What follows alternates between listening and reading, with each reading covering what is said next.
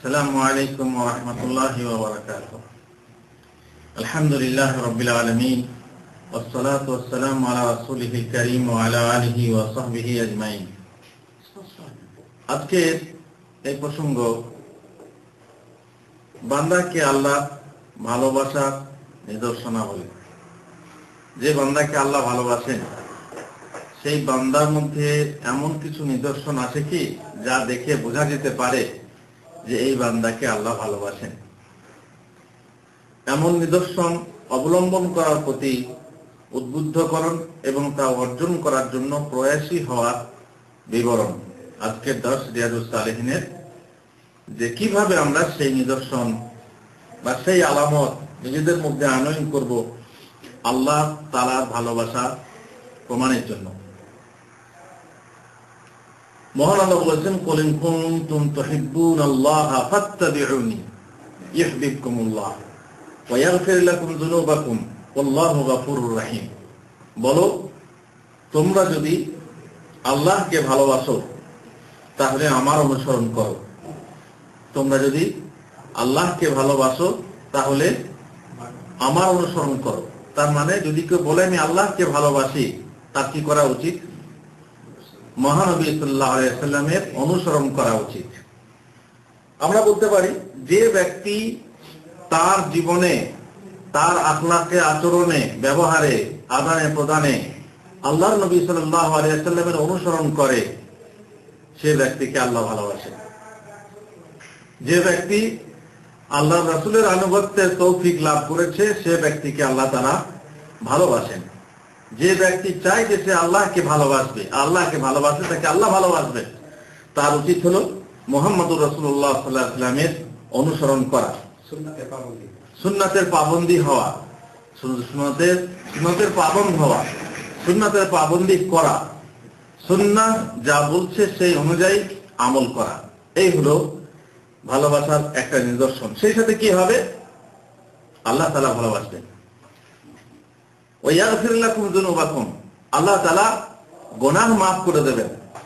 আল্লাহ তাআলা বান্দার গুনাহ মাফ করে দেবেন, কারণ আল্লাহ যাকে ভালোবাসেন তার গুনাহ তিনি ক্ষমা করে দেবেন। আল্লাহু গফুরুর রহিম, আর মহান আল্লাহ হচ্ছেন ক্ষমাশীল, পরম দয়ালু। আরেক জায়গায় তিনি বলছেন, ইয়া আইয়ুহাল্লাযীনা আমানু মান ইয়ারতাদ্দা মিনকুম আন দীনিহি ফাসাউফা ইয়াতিল্লাহু বিকওমিন ইউহিব্বুহুম ওয়া ইউহিব্বুনাহু। হে ঈমানদাররা, তোমরা যদি নিজেদের ধর্ম থেকে ফিরে যাও, মুরতাদ হয়ে যাও, ইসলাম থেকে মুখ ফিরিয়ে নাও, তাহলে আল্লাহ তাআলা এমন এক সম্প্রদায় আনয়ন করবেন, এমন এক জাতিকে আনয়ন করবেন যাদেরকে তিনি ভালোবাসবেন আর যারা তাকে ভালোবাসবে। তেমন এমন এক জাতি আল্লাহ চান যে জাতি আল্লাহকে ভালোবাসে এবং যে জাতিকে মহান আল্লাহ ভালোবাসেন। তারা হবে বিশ্বাসীদের প্রতি কোমল, মুমিনদের প্রতি, মুসলমানদের প্রতি কোমল, আজিল্লাতিন আলাল মুমিনিন আইজ্জাতিন আলাল কাফিরিন, আর অবিশ্বাসী কাফেরদের প্রতি কঠোর। আমরা জানি মুহাম্মদুর রাসূলুল্লাহ ওয়াল্লাযীনা আমানু আশিদ্দাউ আলাল কুফার রহমাউ বাইনাহুম, তারা কাফেরদের প্রতি কঠোর এবং আপোষে দয়াশীল, দয়াবান, স্নেহশীল। মুমিনদের প্রতি স্নেহশীল, এরা কাফেরদের প্রতি কঠোর। তারা আল্লাহর পথে জিহাদ করে, ইউজাহিদুনা ফি সাবিলিল্লাহ ওয়ালা ইয়াখাফুনা লাওমাতা লাইম, আর তারা কোন নিন্দুকের নিন্দাকে ভয় করে না। যালিকা ফাদলুল্লাহি ইউতিহি মান ইয়াশা, এ হলো আল্লাহর অনুগ্রহ, তিনি যাকে ইচ্ছা দান করে থাকেন। আল্লাহু ওয়াসিউন আলিম, বস্তুত আল্লাহ প্রাচুর্যময়, প্রজ্ঞাময়। এখানে আমরা বুঝতে পারছি যে আল্লাহ তাআলাকে যারা ভালোবাসবে তাদের নিদর্শন কি? এখানে এই আয়াতে তারা হলো যে আপোষে তারা কি হবে? স্নেহশীল হবে, আপোষে কোমল হবে, আর কাফেরদের প্রতি কঠোর হবে। তারা আল্লাহর রাস্তায় জিহাদ করবে এবং আল্লাহর ব্যাপারে, আল্লাহর দ্বীনের ব্যাপারে কোন নিন্দুকের নিন্দাকে ভয় করবে না। এই একটা নিদর্শন, ভালোবাসার নিদর্শন যে আল্লাহ তাকে ভালোবাসেন অথবা সে আল্লাহকে ভালোবাসে। এবারে চলুন হাদিস থেকে আমরা কি নিদর্শন পেতে পারি। আবু হুরায়রা রাদিয়াল্লাহু তাআলা আনহু বলেন, রাসূলুল্লাহ সাল্লাল্লাহু আলাইহি সাল্লাম বলেছেন, ইন্নাল্লাহ তাআলা ক্বাল, আল্লাহ তাআলা বলেছেন। কি হাদিস এটা? হাদিসে কুদসি। একে বলা হয় হাদিসে কুদসি, যার কথা হলো আল্লাহর পক্ষ থেকে, কিন্তু ভাষাকার মুহাম্মদ রাসূলুল্লাহ সাল্লাল্লাহু আলাইহি সাল্লাম। আর যার কথা ও ভাষা সবই আল্লাহ, সেটাকে কি বলা হয়? ওয়াহি মাতলু কোরআন। কিন্তু যেটা কথা আল্লাহ কিন্তু ভাষা আল্লাহর নবী, সেটাকে বলা হয় হাদিসে কুদসি। যেটা বলা আল্লাহ নবী সাল্লাল্লাহু আলাইহি ওয়াসাল্লাম ডাইরেক্ট আল্লাহর পক্ষ থেকে বলেন যে আল্লাহ বলেছেন, জিবরিল এসে বলেন আল্লাহ বলেছেন, সেটা যে হাদিসে কুদসি। কি সেটা? মান আদা লি ওয়ালিয়ান ফাকাদ আযানতুহু বিল হারব। যে ব্যক্তি আমার বন্ধুর বিরুদ্ধে শত্রুতা পোষণ করবে, আমি তার প্রতি যুদ্ধ ঘোষণা করব। যে ব্যক্তি আমার ওলির বিরুদ্ধে শত্রুতা পোষণ করবে, যে ব্যক্তি আমার ওলিকে অপছন্দ করবে, আমার ওলিকে ঘৃণা করবে, আমার ওলির বিরোধিতা করবে, তার বিরুদ্ধে আমি যুদ্ধ ঘোষণা করি। জিজ্ঞেস করবেন ওলি কারা? ওলি মানে সেই নয় যার মাজার আছে। যেমন আমাকে এক ভাই জিজ্ঞেস করলেন, হুজুর সৌদি আরবে কি কোনো ওলি নেই? কেন, কি হলো? ওদিকে একটা মাজার দেখছি না। তার মানে তারা মনে করে যার মাজার আছে সেই ওলি। ন্যাংটা পীর, সেও তার মাজার হলে ওলি। ঘোড়া পশু, সে মারা গেছে, তার উপরে মাজার হয়েছে ওলি।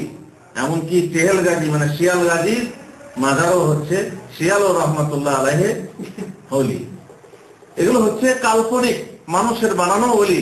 কিন্তু আসলে ওলিকে, প্রকৃত ওলিকে, আলা ইন্না আউলিয়া আল্লাহি লা খাউফুন আলাইহিম ওয়া লা হুম ইয়াহজানুন, আল্লাহর ওলিদের কোনো ভয় নেই, কোনো দুশ্চিন্তা নেই। তারা কারা? আল্লাযীনা আমানু ওয়া কানু ইয়াত্তাকুন, যারা আল্লাহর প্রতি ঈমান এনেছে, বিশ্বাস করেছে এবং আল্লাহকে ভয় করে চলে, তারাই আল্লাহর ওলি। যে যত বড় মুমিন এবং যার যত বেশি তাকওয়া আছে, সে তত বড় আল্লাহর ওলি। সুতরাং আল্লাহর ওলি এ নয় যে যার মাজার আছে, যার প্রসিদ্ধি আছে। এমন আল্লাহর ওলি বহু আছেন যারা গোপন থাকতে চান। যেমন ওয়াইস কামের কথা আপনারা আগে শুনেছেন যে তিনি গোপন থাকতে চেয়েছেন এবং গোপন থাকলেন, আজীবন কেউ খোঁজ পেল না তিনি কোথায় আছেন। আল্লাহর ওলিরা সব যারা প্রকৃত ওলি, তারা প্রসিদ্ধি চান না। সুতরাং প্রসিদ্ধি আছে, মাজার আছে, সেই ওলি তা না। সুতরাং আল্লাহর ওলি, আল্লাহর ওলি কে তা আমরা নাও চিনতে পারি, আমাদের নাও চিনতে পারি যে আল্লাহর ওলি কে। যে ব্যক্তি চিনবে যে আল্লাহর ওলি, তা সত্ত্বেও দেখবে যে হ্যাঁ এ সুন্নাহর পাবন, সুন্নাহকে মেনে চলে, সে হচ্ছে আল্লাহর ওলি। এর মধ্যে তাকওয়া আছে, পরহেজগারি আছে, সে হচ্ছে আল্লাহর ওলি। কিন্তু তা সত্ত্বেও তার বিরোধিতা যে করে, তার ওই দিনদারির জন্য কেউ ঠাট্টা ব্যঙ্গ বিদ্রুপ করে, তাহলে আল্লাহ তাআলা বলছেন আমি তার বিরুদ্ধে যুদ্ধ ঘোষণা করেছি। তারপরে শুনুন আল্লাহ তাআলার ওলি, আল্লাহর ওলির কি নিদর্শন হতে পারে। বলছেন, আল্লাহ বলছেন, ওমা তাকাররাবা ইলাইয়া আবদি বিশাইইন আহাব্বা ইলাইয়া মিম্মা ফারাদতু আলাইহি। আমার বান্দা যে সমস্ত জিনিস দ্বারা আমার নৈকট্য লাভ করে, তার মধ্যে আমার নিকট প্রিয়তম জিনিস হলো তা যা আমি তার উপরে ফরজ করেছি। তার মানে যে সমস্ত আমল দিয়ে আল্লাহর নৈকট্য লাভ করা হয়, সেই আমলের মধ্যে সব থেকে বেশি প্রিয়তম আমল আল্লাহর কাছে কি জানি? আল্লাহর হুকুম নির্দেশ যেটা পালন করা যে জরুরি, আবশ্যক, সেই হুকুম পালন করা এমন আমল যে আমল দিয়ে আল্লাহর নৈকট্য লাভ করা যায়। তার মানে ফরজ পালন তো করতেই হবে। আল্লাহ তাআলা এই ফরজ আমলকে বেশি ভালোবাসেন, পছন্দ করেন। বোঝা গেল কি যে আল্লাহর ওলি ফরজ পালন করবে, তাই না? ফরজ তো পালন করবেই, ফরজ তো পালন করবেই, বরং নফল করবে এবং বহু হালাল জিনিস বর্জন করবে। নফল তো আদায় করবে এবং মাকরুহ এবং বহু হালাল জিনিসও অনেক সময় বর্জন করে থাকবে। সমস্ত সন্দেহ থেকে দূরে থাকবে। এ হচ্ছে আল্লাহর ওলি। পরহেজগারি তার মধ্যে থাকবে। পরহেজগার মানে হচ্ছে কি? সতর্কতা, সাবধানতা অবলম্বন করা, সাবধান হওয়া, সতর্ক হওয়া। আপনি এই যে বিশাল একটা কাপড় গায়ে দিয়ে আছেন, যদি আপনি কোনো কাঁটাগুনের মাছ দিয়ে যান, তখন কাপড়টা কিভাবে সাবধানে নিয়ে যাবেন? এই যে সতর্কতা, সাবধানতা, এগুলো তাকওয়া, একে বলা হয় তাকওয়া। তাকওয়া মানে আল্লাহর ভয়। আল্লাহর ভয় কিভাবে হবে? গুনাহ থেকে বেঁচে আল্লাহর ভয় হবে এবং আনুগত্য করে আল্লাহর ভয় হবে। আল্লাহর ভয় হলেই মানুষ গুনাহ থেকে বাঁচবে এবং আল্লাহর আনুগত্য করবে। মানুষ যখন পিচ্ছিল পথে চলে, কাদা পথে চলে, তখন কি করে? পাটা টিপে টিপে চলে, তাই না? এই সাবধানতা, এই হচ্ছে তাকওয়া। নিজেকে বাঁচিয়ে চলে, সতর্ক হয়ে চলে, সাবধানী হয়ে চলে। এই হলো, দেখবেন আপনি চাষিরা যখন জমিতে আলু খোঁড়ে, পেঁয়াজ খোঁড়ে, কিংবা কিভাবে যাতে করে কেটে না যায়, খুব সতর্কতার সাথে এইভাবে কাপড় বাঁচিয়ে চলা, কোদাল বাঁচিয়ে মাটি খোঁড়া, এই হচ্ছে মানুষ আমল যখন করবে দুনিয়ার বুকে চলতে, তার বহু রকমের সুবিধা অসুবিধা আসবে, কিন্তু সে নিজেকে বাঁচিয়ে চলবে। এই হলো তাকওয়া। সুতরাং আল্লাহর ফরজ আদায় করা আল্লাহর ওলির গুণ, আর সেটা ভালোবাসার নিদর্শন। ওয়ামা ইয়াযালু আবদি ইয়াতাকাররাবু ইলাইয়া বিন-নওয়াফিলি হাত্তা উহিব্বা। আল্লাহর ওলিকে বান্দা আমার নৈকট্য লাভ করতে থাকে নফল ইবাদতের মাধ্যমে। ফরজ তো পালন করবেই, নফল ইবাদতের মাধ্যমে আমার নৈকট্য লাভ করতে থাকে। এমন লাভ করতে করতে আমি পরিশেষে তাকে কি করি? ভালোবাসতে শুরু করি। নফল করলেই আল্লাহ তাকে ভালোবাসতে শুরু করেন। ফরজ নামাজ পড়ে, কিন্তু নফলও পড়ে। বিশেষ করে নফল বলতে সুন্নত নয়, এটা না। নফল মানে ফরজ ছাড়া যেটাই, সেটাই হলো নফল। সুন্নতে মুআক্কাদা, সুন্নত, আম, নফল, মুস্তাহাব সবকিছু আছে এতে। তাহাজ্জুদ নামাজ নফল, তাহাজ্জুদের নামাজ পড়ে। বাকি অন্য সময় চাষের নামাজ পড়ে, ইশরাকের নামাজ পড়ে। এইভাবে যে নামাজগুলো আছে নফল, অতিরিক্ত সময় দিয়ে থাকে নফল নামাজ পড়ে। যত পড়বে, রোজা নফল আছে, রোজা রাখবে, নফল হজ করা আছে, নফল যাকাত এবং দান করা আছে। নফল জিনিস করতে করতে আল্লাহ তাআলার নৈকট্য লাভ করলে পরে আল্লাহ তাকে ভালোবাসতে শুরু করেন। তারপর ফাইজা আহবাবতুহু কুনতু সামআহু আল্লাযী ইয়াসমাউ বিহি। তারপর যখন আমি তাকে ভালোবাসি, তখন আমি তার ওই কান হয়ে যাই যার দ্বারা সে শোনে। এই যে হুজুর, তাহলে আল্লাহ তো মানুষ হয়ে যান, তাই নাকি? আমি বলছি আমি তার কান হয়ে যাই যার দ্বারা সে শোনে। না, তা না, বরং আমি তার সেই কান হয়ে যাই যে কান দিয়ে সে শোনে। তার মানে সে সেই জিনিস শোনে যে জিনিস শুনতে আমি পছন্দ করি, যে শোনাটা আমি পছন্দ করি। যে জিনিস আমি পছন্দ করি সে কেবল সেই জিনিসটা শোনে, আর যে জিনিসটা আমি পছন্দ করি না, আমি সেটাকে হারাম করেছি, সেই জিনিস সে শোনে না। যেমন কোরআন শোনে, আল্লাহর কথা শোনে, আল্লাহর জিকির শোনে, কিন্তু গান বাজনা শোনে না, অশ্লীল কথা শোনে না, হারাম কথা শোনে না। গান বাজনা যেহেতু হারাম করা হয়েছে, আর তার কান হলে পরে আল্লাহ তাআলা, আর সেই মানুষ, সেই বান্দা ওই কান দিয়ে এইসব জিনিস শুনলে কিন্তু আল্লাহ তাআলার ভালোবাসার নিদর্শন নেই। বোঝা গেল কি? আল্লাহ বলছেন যখন আমি তাকে ভালোবাসতে শুরু করি, তার আমি ওই কান হয়ে যায় যে কান দিয়ে সে শোনে। ওয়া বাসারাহু আল্লাযী ইবসিরু বিহি, তার ওই চোখ হয়ে যায় যার দ্বারা সে দর্শন করে, দেখে। ওয়া ইয়াদাহু আল্লাতী ইয়াবতাশু বিহা, আমি তার ওই হাত হয়ে যায় যে হাত দিয়ে সে ধারণ করে। ওয়া রিজলাহু আল্লাতী ইয়ামশি বিহা, আমি তার পা হয়ে যায়। দেখছেন, পা হয়ে যায়, আল্লাহ কি পা হন? না, সেই পা হয়ে যায় যে পা দিয়ে সে চলে। তার মানে যেদিকে গেলে আল্লাহ তাআলা পছন্দ করেন, যেদিকে যে পথে যাওয়া আল্লাহ পছন্দ করেন সে সেই পথে চলে। যে জিনিস ধরা আল্লাহ পছন্দ করেন সেই জিনিস ধরে, এবং যে জিনিস ধরা আল্লাহ পছন্দ করেন না সেই জিনিস ধরে না। যে জিনিস দেখা আল্লাহ পছন্দ করেন সেই জিনিস সে দেখে, আর যে জিনিস দেখা আল্লাহ পছন্দ করেন না সে তা দর্শন করে না। এই হলো আল্লাহ তাআলার ভালোবাসার নিদর্শন। ওয়াইন সাআলানি আ'তাইতু, এমন বান্দা যখন সে আমার কাছে চায় তাকে আমি তাকে অবশ্যই দান করবো। কারণ আমি যার চোখ হয়ে যায়, আমি যার হাত হয়ে যায়, পা হয়ে, তার কথা শুনবো না? সে যখন আমার কাছে চায় আমি তাকে দান করি। ওয়ালাইন ইস্তাআযানি লা উইযান্নাহ, আছে যখন আমার কাছে আশ্রয় চায় আমি তাকে আশ্রয় দান করি। এ হলো আল্লাহ তাআলা ভালোবাসার নিদর্শন। এমন বান্দা, যে বান্দা নফল করতে করতে, নফল আমল করতে করতে এমন পর্যায়ে পৌঁছে যায় যে আল্লাহ তাআলা তার শোনার কান হয়ে যায়, দেখার চোখ হয়ে যান, আর ধরার হাত হয়ে যান, চলার পা হয়ে যান। তার মানে কি? আমার সন্তুষ্টি মোতাবেক, মানে আল্লাহর সন্তুষ্টি মোতাবেক সে শোনে, দেখে, ধরে ও চলে। এই হলো এই হাদিসের অর্থ। এবং এখান থেকে আমরা বুঝতে পারি যে আল্লাহর ভালোবাসা নিদর্শন হলো এই যে আমরা সেই কথা শুনবো যাতে আল্লাহ সন্তুষ্ট, সেই জিনিস দেখবো যাতে আল্লাহ সন্তুষ্ট, সেই জিনিস ধরবো যাতে আল্লাহ সন্তুষ্ট, সেই পথে চলবো যাতে আল্লাহ সন্তুষ্ট। তাকওয়া, তাকওয়াই হলো আল্লাহ তাআলার ভালোবাসার নিদর্শন।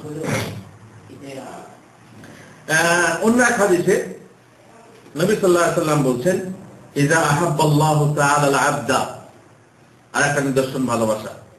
আল্লাহ তাআলা যখন কোন বান্দাকে ভালোবাসেন, নাদা জিবরিল, তখন জিবরিলকে ডেকে বলেন, ইন্নাল্লাহ তাআলা ইউহিব্বু ফুলানান ফাআহবিবহু, আল্লাহ তাআলা অমুক বান্দাকে ভালোবাসেন, সুতরাং তুমি ভালোবাসো। পৃথিবীর বুকে কোন মানুষকে আল্লাহ ভালোবাসলে জিবরিলকে ডেকে আল্লাহ বলেন, আমি অমুক বান্দাকে ভালোবাসি, অতএব তুমি ভালোবাসো। ফায়ুহিব্বুহু জিবরিল, জিবরিল আলাইহিস সালাম তাকে ভালোবাসতে শুরু করেন। ফায়ুনাদি ফি আহলিস সামা, জিবরিল আলাইহিস সালাম আকাশে আহ্বান করে বলেন, ইন্নাল্লাহা ইউহিব্বু ফুলানান, আল্লাহ তাআলা অমুককে ভালোবাসেন, ফাহিব্বুহু, তোমরা সবাই ওকে ভালোবাসো। আকাশের ফেরেশতাদেরকে জিবরিল বলেন যে আল্লাহ তাআলা অমুক বান্দাকে ভালোবাসেন, অতএব তোমরাও তাকে ভালোবাসো। ফাহিব্বুহু আহলুস সামা, সুতরাং আসমানবাসী ফেরেশতারা সেই ব্যক্তিকে ভালোবাসতে লাগেন। সুম্মা ইউদাউ লাহুল কাবুলু ফিল আরদ, অতঃপর পৃথিবীতে তাকে গ্রহণযোগ্য করার ব্যবস্থা করে দেওয়া হয়।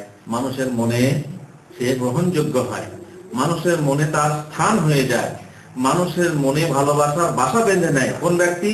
ওই ব্যক্তি যে ব্যক্তিকে আল্লাহ তাআলা ভালোবাসেন। মুসলিমের এক বর্ণনায় আছে, ইন্নাল্লাহা তাআলা ইযা আহাব্বা আবদান দাআ জিবরিল, আল্লাহ তাআলা যখন কোন বান্দাকে ভালোবাসেন তখন জিবরিলকে ডাকেন, ফাকালা ইন্নী উহিব্বু ফুলানান ফাহবিবহু, আমি অমুককে ভালোবাসি, সুতরাং তুমি তাকে ভালোবাসো। ফায়ুহিব্বুহু জিবরিল, জিবরিল তাকে ভালোবাসতে শুরু করেন। সুম্মা ইউনাদি ফিস সামা, তারপর জিবরিল আসমানে আহ্বান করেন, ফায়াকুলু ইন্নাল্লাহা ইউহিব্বু ফুলানান ফাহিব্বুহু, শোনো তোমরা অমুক বান্দাকে আল্লাহ ভালোবাসেন, সুতরাং তোমরা তাকে ভালোবাসো। ফায়ুহিব্বুহু আহলুস সামা, সুতরাং আহলুস আসমানবাসী তাকে ভালোবাসতে শুরু করেন। সুম্মা ইউদাউ লাহুল কাবুলু ফিল আরদি, তারপরে তার পৃথিবীতে গ্রহণযোগ্যতা করে দেওয়া হয়। ওয়া ইযা আবগাদা আবদান দাআ জিবরিল, আল্লাহ তাআলা যখন কোন বান্দাকে ঘৃণা করেন, ভালোবাসার উল্টো ঘৃণা করেন, দাআ জিবরিল, তখন জিবরিলকে ডেকে বলেন, ফায়াকুলু ইন্নী উবগিদু ফুলানান ফাআবগিদহু, আমি অমুক বান্দাকে ঘৃণা করি, সুতরাং তুমিও ঘৃণা করো। ফায়ুবগিদুহু জিবরিল, জিবরিল আলাইহিস সালাম তাকে ঘৃণা করতে লাগেন। সুম্মা ইউনাদি ফি আহলিস সামা, তারপরে ঘোষণা দেন, আকাশে ঘোষণা দেন, হে আকাশবাসীরা, হে ফেরেশতারা, ইন্নাল্লাহা ইউবগিদু ফুলানান ফাআবগিদহু, আল্লাহ তাআলা অমুক বান্দাকে ঘৃণা করেন, সুতরাং তোমরাও ঘৃণা করো। ফায়ুবগিদুহু আহলুস সামা, সুতরাং সমস্ত আসমানবাসী তাকে ঘৃণা করতে শুরু করেন। সুম্মা তুদাউ লাহুল বাগদাউ ফিল আরদ, তারপরে পৃথিবীর বুকে তার ঘৃণা ছড়িয়ে দেওয়া হয় এবং তার অগ্রহণযোগ্যতা বিদ্বেষ বাড়িয়ে দেওয়া হয়। এ হলো আল্লাহ তাআলার ভালোবাসার নিদর্শন, যে মানুষ তাকে ভালোবাসবে, মানুষ তাকে ভালোবাসবে, মানুষের মনে তার স্থান থাকবে। আরেকটি হাদিস, আয়েশা রাদিয়াল্লাহু তাআলা আনহা বলছেন, আন্না রাসূলুল্লাহ সাল্লাল্লাহু আলাইহি ওয়াসাল্লাম বা'আথা রাজুলান আলা সারিয়া ফাকানা ইয়াকরাউ লি আসহাবিহি ফি সালাতিহিম ফায়াখতিমু বিকুল হুয়াল্লাহু আহাদ। বলছেন যে এক সাহাবী একটি মুজাহিদ দলের আমির করে জিহাদে পাঠালেন। রাসূলুল্লাহ সাল্লাল্লাহু আলাইহি ওয়াসাল্লাম এক সাহাবীকে এক জিহাদের আমির করে পাঠালেন। তিনি যখন নামাজ ইমামতি করতেন, তখনই প্রত্যেক রাকাতে সূরা পড়ার পর কুল হুয়াল্লাহু আহাদ সূরা ইখলাস দিয়ে কেরাত শেষ করতেন। এটা সূরা পড়তেন, আবার পরে কি করতেন? কুল হুয়াল্লাহু আহাদ। বাচ্চা, কুল হুয়াল্লাহু আহাদ না কুল হুয়াল্লাহু আহাদ? কুল অনেকে লিখে এবং বলে কুল হু আল্লাহু আহাদ, কিন্তু না, ভুল, কুল হু আল্লাহু নয়, কুল হুয়াল্লাহু আহাদ। কুল হুয়াল্লাহু আহাদ, এমনকি দেখেন ফেসবুকেও লিখছে কুল হু আল্লাহু আহাদ। কুল হুয়াল্লাহু আহাদ, কুল আল্লাহ শব্দ, হুয়া আল্লাহ শব্দ, আল্লাহ আল্লাহ শব্দ। কিন্তু অনেকে ভুল লিখে। সুতরাং সেই সাহাবী যখন এই কিরাত শেষ করতেন, প্রত্যেক রাকাতে কুল হু আল্লাহ আহাদ পড়তেন, মুজাহিদগণ সেই অভিযান থেকে প্রত্যাবর্তন করে নবী সাল্লাল্লাহু আলাইহি ওয়াসাল্লামের খিদমতে বিষয়টি আলোচনা করলেন যে এটা তো নিয়ম না, এই নীতির বাইরে উনি সূরা পড়লে যথেষ্ট, কিন্তু তারপরে আবার কুল হু আল্লাহু আহাদ করেছেন, এটা কি ব্যাপার? তিনি রাসূলুল্লাহ সাল্লাল্লাহু আলাইহি ওয়াসাল্লাম কি করলেন? ফাকাল সালুহু লিআইয়ি শাইইন ইয়াসমাদু, ওকে জিজ্ঞেস করো কেন এটা করেছে, কেন কুল হু আল্লাহু আহাদ বারবার পড়েছে। সুতরাং ফাসালু ফাকাল লিআন্নাহা সিফাতুর রহমান ফাআনা উহিব্বু আন আকরা বিহা, যখন লোকেরা তাকে জিজ্ঞেস করে তুমি এরকম কেন করেছো, তখন সাহাবী বললেন যে যেহেতু এই সূরাটিতে পরম করুণাময় আল্লাহর গুণাবলী রয়েছে। কোন সূরা? সূরা ইখলাস। দেখছেন, ইখলাস মানে কি? বিশুদ্ধতা, খাঁটি। আল্লাহ তাআলা এমন গুণাবলী রয়েছে যা বললে পরে আল্লাহ তাআলার সম্পর্কে সম্যক জ্ঞান লাভ হয়, সম্যক মারিফত লাভ হয়। কুল হুয়াল্লাহু আহাদ, আল্লাহু আহাদ মানে আল্লাহ একক, অদ্বিতীয়। আল্লাহু সামাদ, তিনি অভাব মুক্ত, স্বয়ং সম্পূর্ণ, তিনি স্বয়ং সম্পূর্ণ অভাব মুক্ত। আল্লাহু সামাদ লাম ইয়ালিদ, তিনি জন্ম দেননি, ওয়ালাম ইউলাদ, জন্ম নেননি, তার মানে তার পিতা নেই এবং তার সন্তান নেই, পিতাও নেই সন্তানও নেই। ওয়ালাম ইয়াকুল লাহু কুফুয়ান আহাদ, এবং তার কোনো সমকক্ষ নেই, তার কোনো বিকল্প নেই, তার মতো কেউ নেই, তার কোনো শরীক নেই। এই যে কথাগুলো আমি খুব ভালোবাসি, আল্লাহ তাআলা সম্পর্কে একটা সম্যক জ্ঞান, এই গুণ থাকা ফলে, এই গুণাবলী ও এই সূরাতে উল্লেখ হওয়ার ফলে আমি বারবার এই সূরাটিকে পড়তে পছন্দ করি। তার মানে আল্লাহ ভালোবাসায় এই সূরাটি আমি পড়ি। রাসূলুল্লাহ সাল্লাল্লাহু আলাইহি ওয়াসাল্লাম বললেন আখবিরুহু আন্নাল্লাহা তাআলা ইউহিব্বু, তোমরা ওকে খবর দিয়ে দাও যে আল্লাহ তাআলাও তাকে ভালোবাসেন। তাহলে আল্লাহর ভালোবাসা, আল্লাহর গুণাবলী বারবার পড়ে যখন আল্লাহ তাআলার ভালোবাসা প্রকাশ করলেন এই সাহাবী, আল্লাহ রাসূল সাল্লাল্লাহু আলাইহি ওয়াসাল্লাম বললেন কি বিনিময়ে? যে আল্লাহ আমাকে ভালোবাসেন। যে যাকে ভালোবাসে তার গুণাবলী সে চর্চা করবেই, তার গুণাবলী চর্চা তো করবেই। সুতরাং সাহাবী আল্লাহকে খুব ভালোবাসতেন, তার জন্যই আল্লাহ তাআলার গুণাবলী চর্চা করার জন্য প্রায় প্রত্যেক রাকাতে এই সূরা মিলাতেন, অন্য সূরা পড়ে এই সূরা মিলাতেন। এবং তার কারণ স্বরূপ বললে আমি আল্লাহকে ভালোবাসি বা এই সূরাকে ভালোবাসি এই জন্য যে আল্লাহ গুণাবলী এতে বর্ণিত হয়েছে, তার বিনিময়ে কি হলো? আল্লাহ তাআলা তাকে ভালোবাসা দিলেন এবং ভালোবাসার বিনিময়ে ভালোবাসা। এভাবে বহু নিদর্শন আছে, যে নিদর্শন দেখার ফলে জানা যায় যে এই লোকটিকে আল্লাহ ভালোবাসেন অথবা এই লোকটি আল্লাহকে ভালোবাসে। আমরা শুধুমাত্র সুন্নাহ পাবন্দি দেখে, সুন্নাহ অনুসরণ দেখে যে এই লোকটা সুন্নাহ অনুসরণ কিনা, আমরা এটা দেখব না যে এই লোকটা আগুনে ঢুকছে অথচ পুড়ছে না, হাওয়াতে উঠতে পারছে, পানির উপরে চলছে, পানির উপরে চলতে পারে, সুতরাং কত বড় বুজুর্গ, কত বড় বলি। না না না না, এটা নিদর্শন না। যদি কেউ পানির উপরে চলতে পারে, আগুনে ঢুকেও না পুড়ে, কিংবা হাওয়াতে উঠতে পারে, তাহলে তাকে আল্লাহর ওলি বলে মেনে নেওয়া ঠিক না। আল্লাহর ওলি বলে মানতে গেলে আমাদের কষ্টি পাথর কি হওয়া উচিত? যে সে সুন্নাহ অনুসারী কিনা। যদি কেউ সুন্নাহ অনুসারী না হয়, যদি কেউ ফরজ তরক করে, যদি কেউ বলে যে না আমাদের জন্য এসব আর ফরজ নেই, আমাদের নামাজ রোজা ফরজ নেই, যে সুন্নাহ অনুসরণ করে না, সুন্নাহ অনুযায়ী মনস রাখে না, সুন্নাহ অনুযায়ী দাড়ি রাখে না, সুন্নাহ অনুযায়ী চুল রাখে না, সুন্নাহ অনুযায়ী লেবাস পরে না, তার কি বলবো? যে এই লোককে আল্লাহ ভালোবাসেন না, অথবা এই লোক আল্লাহকে ভালোবাসে না, সে আল্লাহ ওলি হতে পারে না। আল্লাহর ওলি যে হবে, যে যাকে ভালোবাসবে সে তার সন্তুষ্টি মোতাবেক, সে যা পছন্দ করে সেই মোতাবেক তুমি আল্লাহ নাফরমানি করছো, যদি নাফরমানি করা হয় বলো আমি তাকে ভালোবাসি, এই ভালোবাসা তোমার জন্য মিথ্যা। ফাইনাল মুহিব্বা লিমা ইউহিব্বু মুতিউ, যে ভালোবাসে সে তার ভালোবাসা লোকের জন্য কি হয়? অনুসারী হয়, অনুগামী হয়। সে যা বলে তার মন মতো চলে, আর মন মতো না চললে ভালোবাসা টিকে না। মন মতো ভালোবাসা টেকার নিয়ম হচ্ছে মনে আর হরমোনের মিল, তাই না? দেখবেন আপনার সঙ্গে আমার মিল হয়েছে কেন? আপনার মনের সাথে, আপনার মতের সাথে আমার মত মিলছে। যদি আপনার মতের সাথে, আপনার মনের সাথে, আপনার হরমোনের সাথে আমার হরমোন, আমার মন না মিলে, তাহলে আপনার সঙ্গে আমার ভালোবাসা থাকবে না। এক ব্যক্তি এক ব্যক্তিকে ভালোবাসতো, হঠাৎ করে সে ভালোবাসা ছিন্ন হয়ে গেল। কি ব্যাপার ভাই, তুমি এত বন্ধুত্ব ছিল কিভাবে? বল ভাই, তোমার মন আমার মন থেকে বহু দূরে সরে গেছে। আমি যাকে ভালোবাসি তুমি বাসছো না, আর আমি যাকে ঘৃণা করি তুমি তাকে ঘৃণা করছো না। আমি যাকে ঘৃণা করছি, তোমার আমার যে শত্রু সে তোমার বন্ধু হয়ে যাচ্ছে। আর তার মানে কি, যে তোমার মনের সাথে আমার মিল নেই, আর এই জন্য তোমার সাথে আমার বন্ধুত্ব কি হয়ে যাচ্ছে? বিচ্ছিন্ন হয়ে যাচ্ছে, দূর হয়ে যাচ্ছে।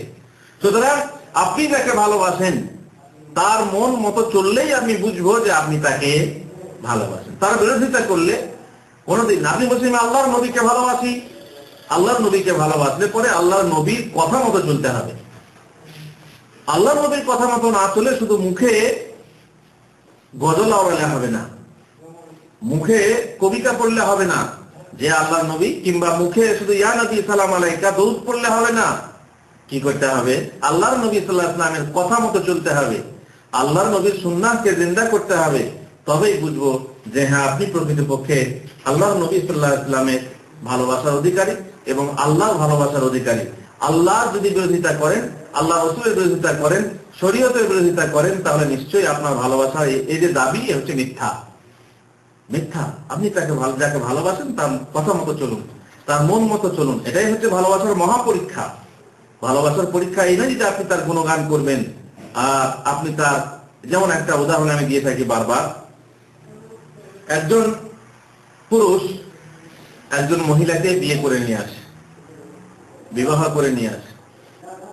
দিয়ে আসার পর সেই মহিলা স্বামীকে পছন্দ করে, খুব ভালোবাসে, এবং পাড়া প্রতিবেশী মেয়েদের কাছে খুব বলে, স্বামী আমার জান গো, স্বামী আমার প্রাণ। অনেক জায়গাতে স্বামীর নামে গজল গান গীতি সব করে থাকে। কিন্তু বাড়িতে যখন ফেরে, স্বামী যখন বলে বিছানাটা করো, বিছানাটা ঝাড়ো, বলে আমি পারবো না। বলে আমার মাথা যন্ত্রণা করছে, একবার টিপে দাও, বলে আমি তো পারবো না। বলতে রান্নাটা করো, বলে আমি পারবো না। আমি তো এই জন্য বিয়ে করিনি, কিন্তু আমি তোমাকে ভালোবাসি, আই লাভ ইউ। আমি তোমাকে খুব ভালোবাসি, গান প্রাণ দিয়ে ভালোবাসি, তোমার নামে গজল গেয়ে বেড়াই, গান গেয়ে বেড়াই, পঞ্চমুখে তোমার প্রশংসা করে বেড়াই। আর যখন কোনো আদেশ করে তখন সে বলে আমি পারবো না। তাহলে আসলে কি সেই মহিলা তার স্বামীকে ভালোবাসে, না সেই স্বামী ওই মহিলাকে, স্ত্রীকে ভালোবাসবে, নাকি তাকে এবং তার মাকে তালাক দিয়ে ঘরে রেখে আসবে? নিশ্চয়ই ভালোবাসবে না। ভালোবাসার বিনিময়ে কি চাই? ভালোবাসা চাই। কিন্তু ভালোবাসা হলো কি, যে যেমন ঈমান, ভালোবাসা হলো ঈমানের মতো, অন্তরে বিশ্বাস, ভালোবাসা বীজ থাকতে হবে অন্তরে। মুখে বহিঃপ্রকাশ, মুখে স্বীকার। আপনি মুখে প্রকাশ করুন যে আই লাভ ইউ, আমি তোমাকে ভালোবাসি, করতে হবে, প্রশংসা করতে হবে, আদর করার করতে হবে, বাস যথেষ্ট? যথেষ্ট নয়, বাস্তবে রূপায়ণ করতে হবে। আর বাস্তবে রূপায়ণ কি?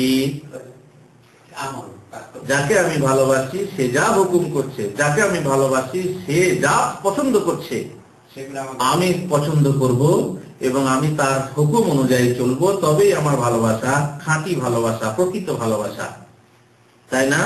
স্ত্রী স্বামীকে ভালোবাসে, সে বেচারি করলা খেতে ভালোবাসে না, আর ও করলা রান্না করে খায়। সে বেচারি আলু খেতে ভালোবাসে না, আলু। সে বেচারি তেল বেশি ভালোবাসে না, এ তেল। সে বেশি ঝাল খেতে ভালোবাসে, ঝাল দিয়ে তরকারি রান্না করে। সে বেশি লবণ খাইতে পছন্দ করে না, বেশি ঝাল লবণ দিয়ে তরকারি রান্না করে, তাই না? বাদশাহ, আপনার বাড়িতে মেহমান এলে মেহমান যেমন পছন্দ করে সেরকম তরকারি রান্না করবেন, না আপনি নিজে যেমন পছন্দ করেন সেরকম তরকারি রান্না করবেন? মেহমানের মন রক্ষা করার জন্য, যাকে আপনি ভালোবাসেন তার মন রক্ষা করার জন্য সে যা পছন্দ করে আপনি তাই করবেন, তাই না? হ্যাঁ, অনেক জায়গাতে যাই যেখানে যেখানে গেলে পরে হুজুর খুব তাজিম করে, তাজিম করার সাথে সাথে যখন বলে হুজুর আপনাকে কি খাওয়াবো, ঠিক বাঙালি খাবার খাওয়ায়। অথচ সৌদি আরবে বহু রকমের খাবার পাওয়া যায়, কিন্তু কি খাবার খাওয়ায়? বাঙালি খাবার, খাস খাবার। কখনো পুঁই শাক রান্না করে, রুইয়ের মাথা দিয়ে পুঁই শাক রান্না করে, কখনো কদু রান্না করে, লাউ রান্না করে। কেন? যেহেতু বুঝেন যে হুজুর এটা পছন্দ করেন, যে যাকে ভালোবাসে তার মন অনুযায়ী কাজ করতে হবে। এটাই হচ্ছে ভালোবাসার নীতি, ভালোবাসার নিয়ম। মোট কথা, ভালোবাসার নিদর্শন হলো যে আপনি যাকে ভালোবাসেন তার মন মতো চলবেন, তাকে সন্তুষ্ট করার চেষ্টা করবেন। সন্তুষ্ট করলেই তো জানতে হবে যে আপনি তাকে ভালোবাসেন। আল্লাহ তাআলা আমাদেরকে তৌফিক দেন যেন আমরা আল্লাহ রাসূলকে সঠিকভাবে ভালোবাসতে পারি, তাদের আনুগত্য করে, তার আনুগত্য করে, আল্লাহ রাসূলের আনুগত্য করে যেন আমরা সুখী হতে পারি, ভালোবাসার অধিকারী হতে পারি, ভালোবাসার দাবি করতে পারি। ওয়া সাল্লাল্লাহু আলা নবিয়িনা মুহাম্মদ ওয়া আলা আলিহি ওয়া সাহবিহি আজমাইন।